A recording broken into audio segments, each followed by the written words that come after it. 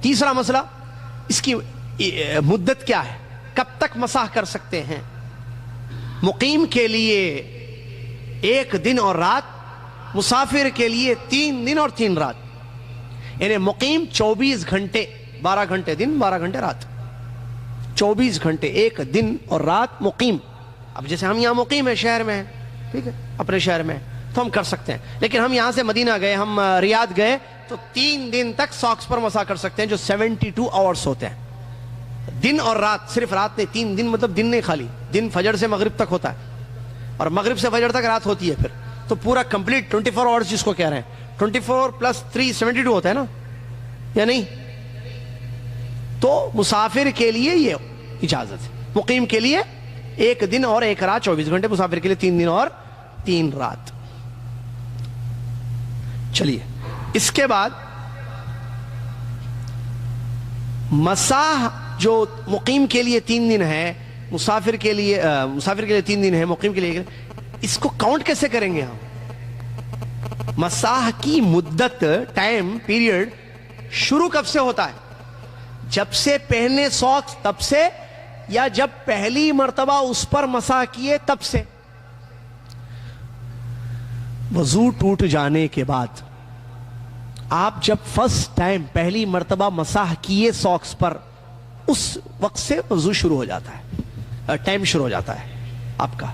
جیسے ابھی جو مثال تھوڑی دیر پہلے میں دیا، وہ فجر، قرآن، ناشتہ، ساکس وضو کی حالت میں پہنے اور آفس چلے گئے، مسح کیے آپ نہیں کیے. ظہر کی نماز پہنے کب؟ فجر میں، صبح 7 بجے پہنے، آفس جاتے. اب آپ ظہر کی نماز کے لیے آپ جو ہے جب وضو کر رہے تھے تو وضو کرنے کے بعد آخر میں آپ نے ساکس پر مسح کیا، ساکس پر مسح کیا، تو اب آپ کا ٹائم سٹارٹ ہو گیا. اب آپ کب تک کر سکتے ہیں؟ سٹی میں ہوں اپنے تو نیکسٹ ڈے کی ظہر تک، الا یہ کہ آپ کا مسح جو ہے ٹوٹ جائے. مسح کیسے ٹوٹے گا وہ آ رہا ہے. مسح توڑنے والی چیزیں، نمبر 1، جن چیزوں سے غسل واجب ہو جاتا ہے اس سے مسح ٹوٹ جاتا ہے. جیسے غسل واجب ہو گیا تو پھر مسح کہاں باقی رہے گا. اور مدت، نمبر 2، مدت، ٹائم پیریڈ ختم ہو جائے تو مسح باطل ہو جاتا ہے. ٹائم ختم ہو گیا، جیسے 1 دن ختم ہو گیا آپ کا، مسافر کے 3 دن ختم ہو گئے تو مسح کیا ہو جاتا ہے؟ باقی نہیں رہتا ہے، ختم ہو جاتا ہے، ٹوٹ جاتا ہے. اسی طریقے سے موزے نکال دیے جائیں، ساکس پر مسح کرنا لیکن نکال ہی دے دیے تو آپ، اس کے بعد آپ کو پیر دھونا پڑے گا، پھر مسح باطل ہو جائے گا. تو یہ مسح کو باطل کرنے والی چیزیں ہیں. نمبر 1، وقت ختم ہو جائے. نمبر 2، موزے نکال دیں آپ، یا غسل واجب ہو جائے. نمبر 3، تو موضوع پر مسح باطل ہو جاتا ہے. یہاں ایک بات مزید جو مذکرے میں بھی ہم نے لکھی ہے وہ یہ ہے کہ عمامہ اور پگڑی اور پٹی اور پلاسٹر پر بھی مسح جائز ہے. عمامہ کسی نے باندھا ہے اس کے اوپر مسح کرنا جائز.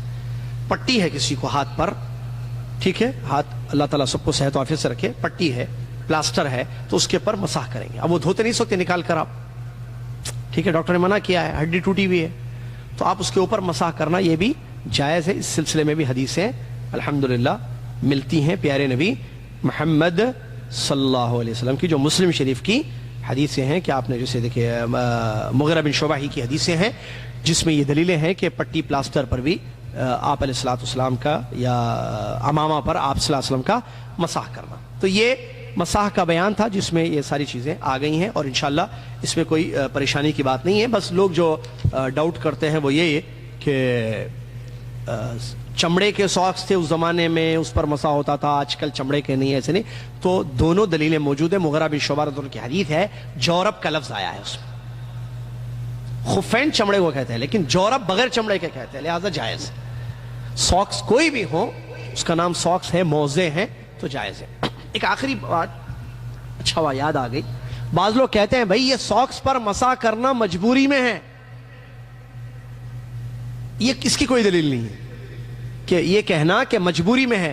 بھائی اگر آپ ساکس نکالیں آفس میں، ٹھیک ہے، آپ وضو کی حالت میں پہنے تھے ساکس، اب آ گئے آفس، بھائی آپ کو ٹائم ہے نا، آپ نکال کر پیر دھو لیجیے. آپ صحیح ہے یہ بھئی مسح جائز ہے اور اس کے لیے مجبوری نہیں ہے، مقیم کے لیے. دیکھیں مقیم ہو یا مسافر ہو، ٹھیک ہے مسافر آدمی سمجھ سکتا ہے دماغ سے کہ بھئی ہو سکتا سفر کی تکلیف کو مد نظر رکھتے ہوئے اسلام نے اجازت دی ہوگی مسح کرنے کی.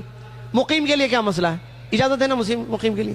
جبکہ مسافر کے لیے بھی سفر اچھا آرام دہ سفر ہوتا ہے، وہاں بھی ساکس نکال کے کر سکتے ہیں. 5 اسٹار ہوٹل میں ہے، بہترین روم ہے آپ کے لیے، کھانے پینے کا شاندار انتظام ہے، آفس والوں نے آپ کو بہترین انتظام کیا ہوا ہے. تو مجبوری شرط نہیں ہے مسح کے لیے. مجبوری ہو یا نہ ہو، تکلیف مشقت ہو یا نہ ہو، آپ اپنے ساکس پر مسح کر سکتے. سردی ہو یا نہ ہو، بیماری ہو یا نہ ہو، مسح کرنا مطلق جائز ہے. مقیم کے لیے 1 دن اور 1 رات، اور مسافر کے لیے 3 دن اور 3 رات. چلیے اس کے بعد سیکنڈ لاسٹ مسئلہ غسل کا بیان. غسل دھونے کو کہتے ہیں، غسل نہانے کو کہتے ہیں. آپ کو معلوم ہے، بیٹھ جائیں بھائی. غسل جو ہے غسل نہانے کو کہتے ہیں، اور اس کی کچھ تفصیلات آپ کی خدمت میں پیش کی جا رہی ہیں. سب سے پہلی چیز، غسل کن چیزوں سے واجب ہوتا ہے؟ نمبر 1، احتلام سے غسل واجب ہو جاتا ہے. منی کا اخراج ہو تو غسل واجب ہو جاتا ہے، چاہے وہ نیند میں ہو یا آدمی گناہ کر کے کرے، ماسٹربیشن وغیرہ گناہ ہے، تو اس سے غسل واجب ہو جاتا ہے احتلام سے. اچھا بعض دفعہ ہوتا ہے بچے شک کرتے ہیں، سمجھ میں نہیں آتا مسئلہ، اور وہ کیا ہے،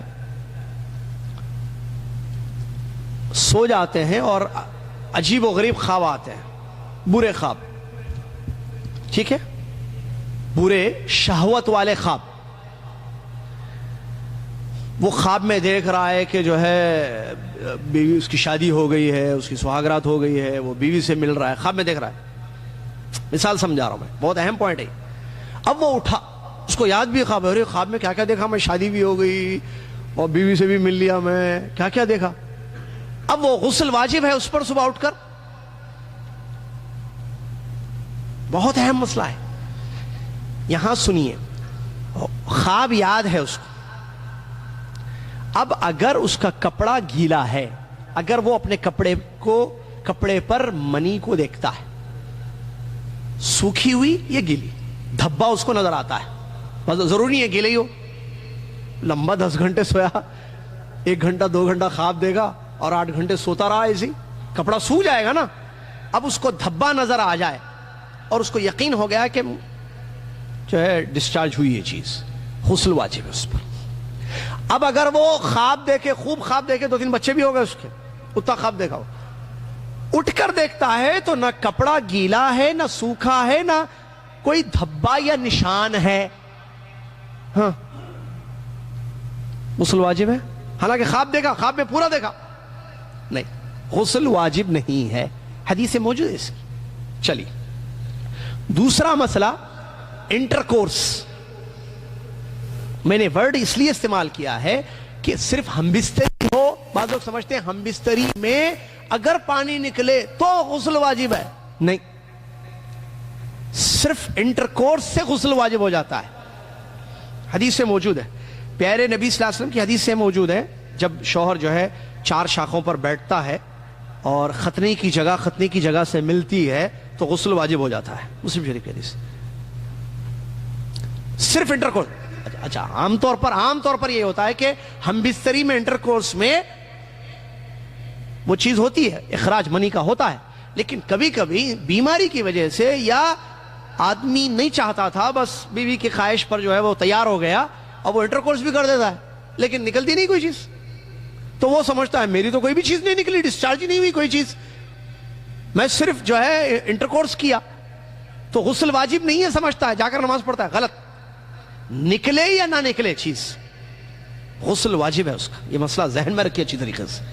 نکلتا ہے ہمیں معلوم ہے، لیکن نہ نکلے تب بھی یہ نہیں سمجھنا کہ نہیں نکلا اس لیے ہم غسل نہیں کریں گے. نہیں، غسل واجب ہے. آپ حدیث اس کی دلیل ہے جو ابھی ہم نے آپ کے سامنے بیان کی ہے. چلیے اسی طریقے سے بعض علماء نے جو ہے اس کو بھی ذکر کیا کہ کافر اگر اسلام قبول کر لے تب بھی جو ہے اس کے لیے غسل واجب ہو جائے گا. کافر کا اسلام قبول کرنا بعض علماء نے ذکر کیا. یہ بڑا یہ اختلافی مسئلہ ہے تھوڑا سا، بعض علماء نے ذکر کیا ہے کہ کافر اسلام قبول کر لے تب بھی اس کو جو ہے وہ کرنا چاہیے، کیا؟ غسل کرنا چاہیے، لیکن اس کے علاوہ جو چیزیں واجب